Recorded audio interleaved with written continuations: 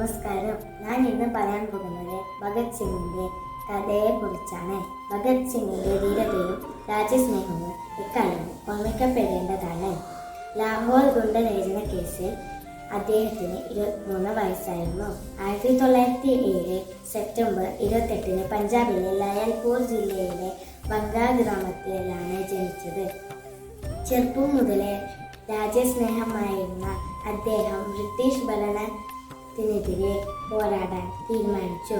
1928 ലാഹോറിൽ വെച്ച് British police ഉദ്യോഗസ്ഥനായ John സെൻഡിക്കേഴ്സിനെ കൊലപ്പെടുത്തിയ കേസിലാണ് ഭഗത് സിംഗിനെ തൂക്കിലേറ്റിയത്. 1929 ഏപ്രിൽ 8 ഭഗത് സിംഗും കൂട്ടാളിയായ ബട്ടുകേശ്വർ ഭട്ടും ചേർന്ന് ഡൽഹിയിലെ സെൻട്രൽ ലോജിസ്റ്റിക് ആസാമിൽ ബോംബെറിഞ്ഞു.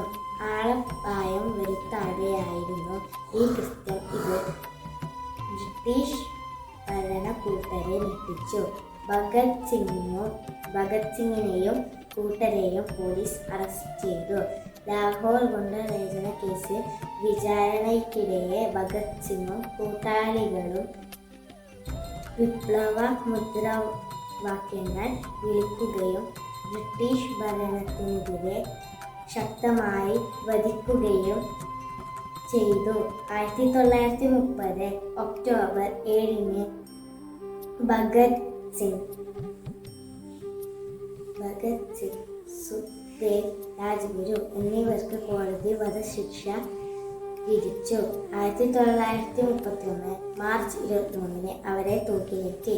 അവരുടെ രക്തസാക്ഷിത്വം യുവാക്കളെ സ്വാതന്ത്ര്യ സമരത്തിലേക്ക് ആകർഷിച്ചു. ഭഗത് സിംഗ് ഇന്നും ഇന്ത്യയിലെ യുവതലമുറയ്ക്ക് ആവേശമാണ്. നന്ദി, നമസ്കാരം.